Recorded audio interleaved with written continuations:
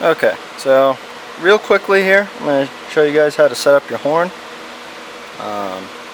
This is with the NRG short hub. You can see right there, the 2015 plus WRX and STI. So what I did was I used, if you buy this kit off of Subi Speed, focus. If you buy this kit off of Subi Speed or wherever, you should get these 2 ohm resistors. And these are the airbag leads that come off of your clock spring. You're going to leave your clock spring in for this install. There is a video up showing the clock spring and the airbag leads going through this hole on your short hub.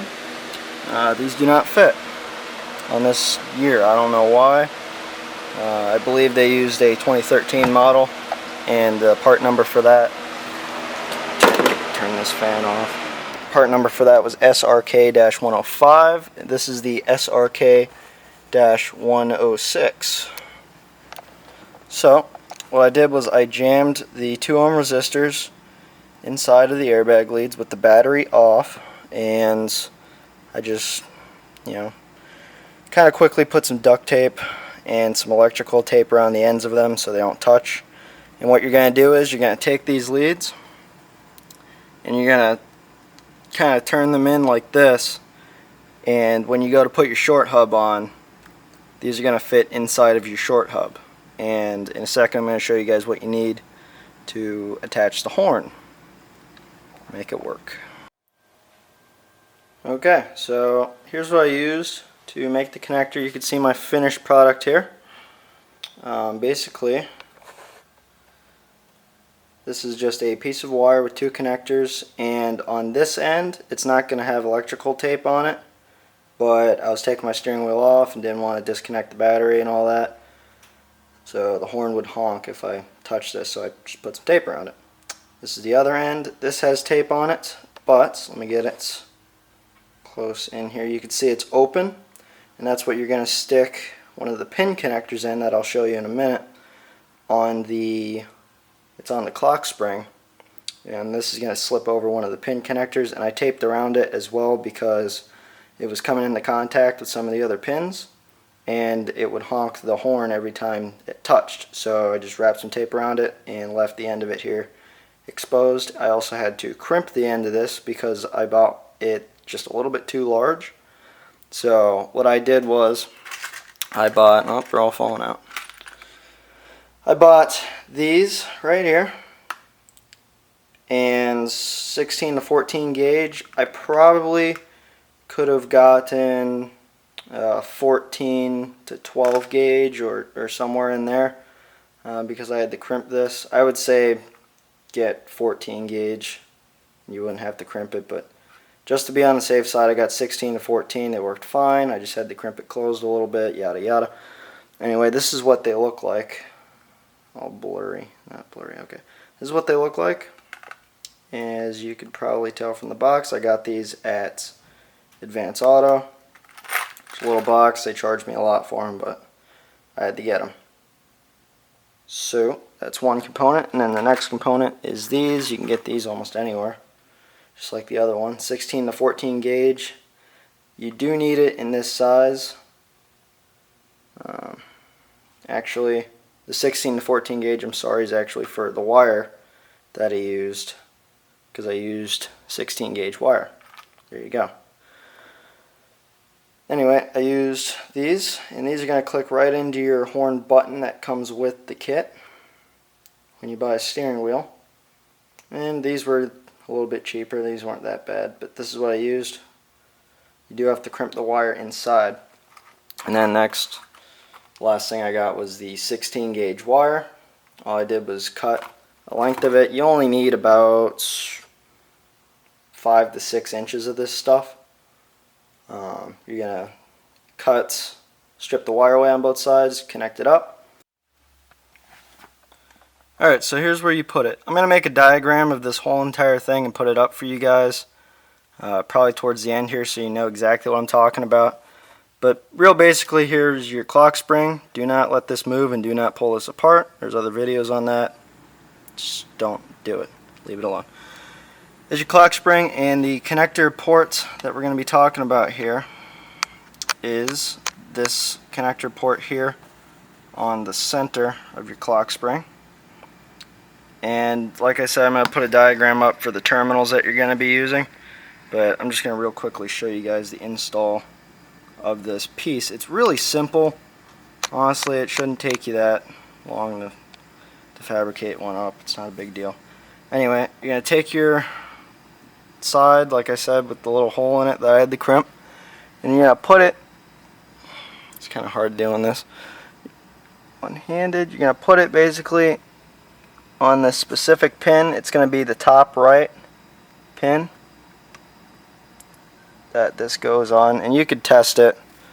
I have it taped up right now, but you could just test it by taking this, touching it here to the center bolt, and if it honks, you know you have contact and you know that it's good to go. If it doesn't honk, you're gonna have to mess around with it a little bit, but this one's, I crimped it down, it's fairly tight. So yeah, I mean that should basically make it honk, and then from there on you have the other connector here. Like I said, it's taped up. I'm not going to say it again. So you're going to shove that through the hole on the short hub, connect it up with the horn. Yet again, these are just going to curl up and around inside here. It's a little bit tricky getting them to fit up and into there, but once they do, it does fit flush. There's no issues, clearance issues with the top of this. You shouldn't have to worry about that. Everything's basically intact and smooth. Put your wheel on, torque it down to spec. Also, when you turn on your cars, this is a WRX, not an STI, but when you turn on your car, you will notice that this little thing up here that usually tells you your speed digitally will be blank. And it does this every time you unplug the battery. And usually you have those little flappy paddles that control that. I'm going to put up another diagram if you guys want to wire up a button specific for this. I was able to do it simply by taking another piece of wire, stripped it down on both sides, and I just touched the two leads that were for the button on the steering wheel. I traced them back through color code and all that. Didn't take that long, but I could just tell you guys exactly which two leads to touch. Right here, you're going to go, it's on the top tier. There's a top tier and there's a bottom tier for these little terminals, and then it's 6 across. So from the left, you're going to go, there's the first one, it's the second one over from the left on the top tier. And then on the bottom tier, it is going to be the one directly under the horn, which is going to be the far right. So you're going to go bottom number 6 and top number 2 from left to right again. And you're just going to, I use this, I just tapped it and it changed it. First it says information set, and then it goes to speed. So that was fairly easy.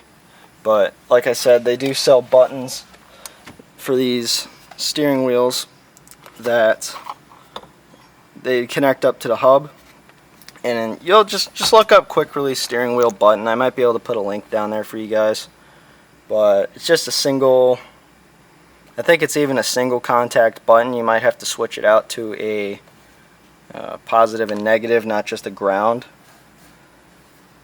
because yeah, wiring, bro.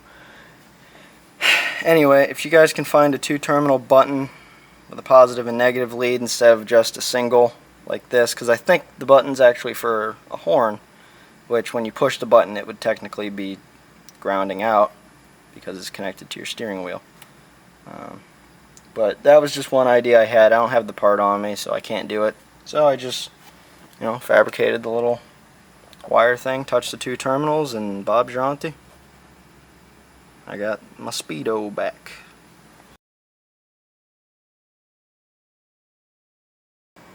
Alright guys, we're back here. So here's what it looks like putting it on. I thought I'd include this. If you don't want to watch it, that's fine.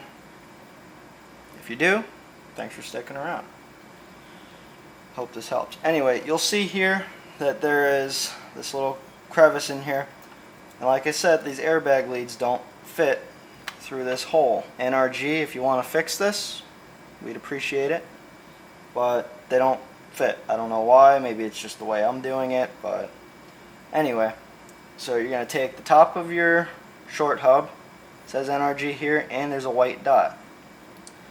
Additionally, when I took my stock steering wheel off, I made a mark on the I don't know what you want to call it, spool or whatever. I made a mark here telling me where the center is. Now this part of the clock spring does fit in here, and it does spin when you turn the wheel, and this is also what controls your automatic turn signal on-offy thingy. And it also basically you'll get a traction control light because this tells the car which direction the steering wheel is pointed, and if this is not connected, you're not going to have traction control, nor will you have ABS. I tried it. It was raining. I slammed on my brakes just to test it out. No traction control and absolutely no help from ABS at all whatsoever. It was fun, but I could see that being a major issue, especially here in Florida. Anyway, I've got this plugged in properly to the top right pole, and basically what you're going to do is you're going to just take the top here, make sure that this is centered up, and you're going to put these. It is a little tricky the first time around, I've got to admit, but this is my second time around, so anyway, just place those in there gently, and you're going to take the top here, and you're going to thread your horn button through, which already did that for me. Make sure it's still connected up in there, and I'm just going to take it and carefully put it on. Thought I left my nut in there for a second. Alright, I'm just going to put it on and make sure everything's all nice and flush. Your leads are poking through here. There's nothing sticking out through the bottom. That is a good thing. All of these are connected down here already, but you can do those after the fact if you'd like. Next, you're just going to thread your little nut down in there.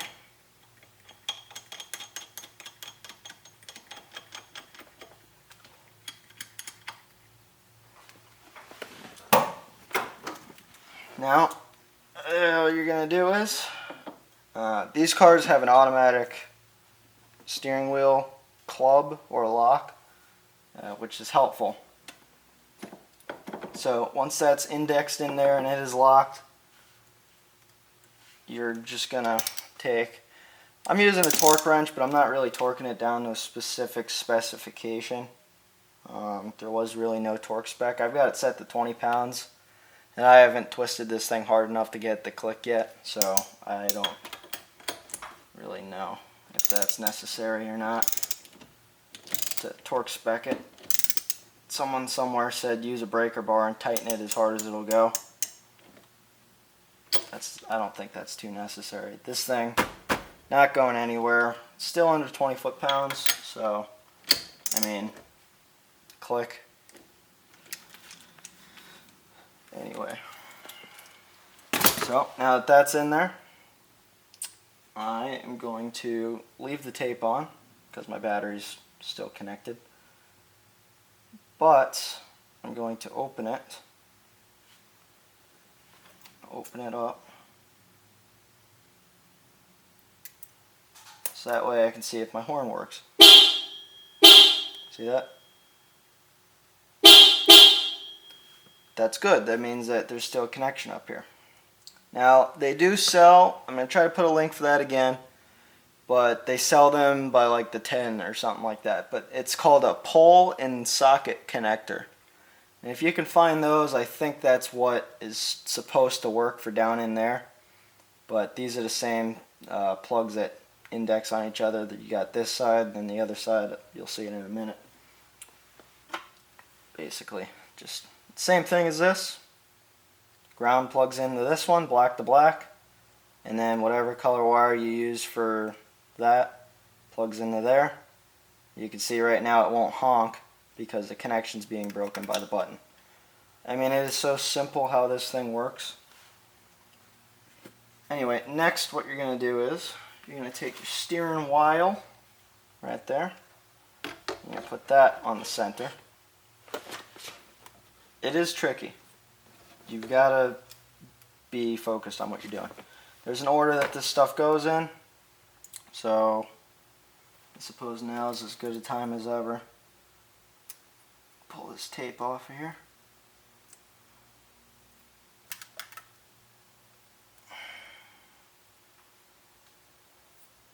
I'm going to try to fast forward through this so you guys don't have to suffer through it.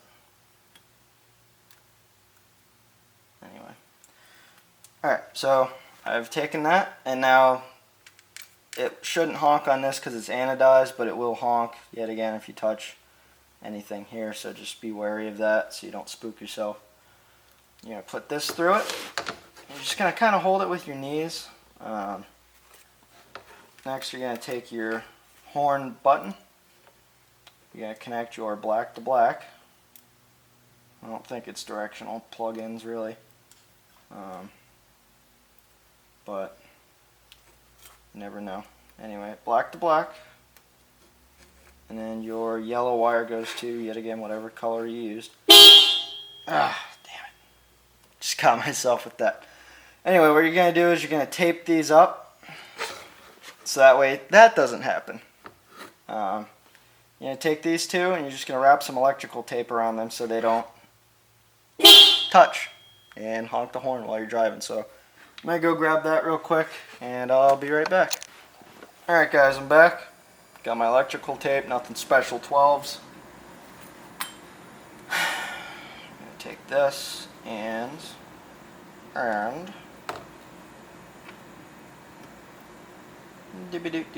going to plug this in. Plug this in. Now all you're going to do is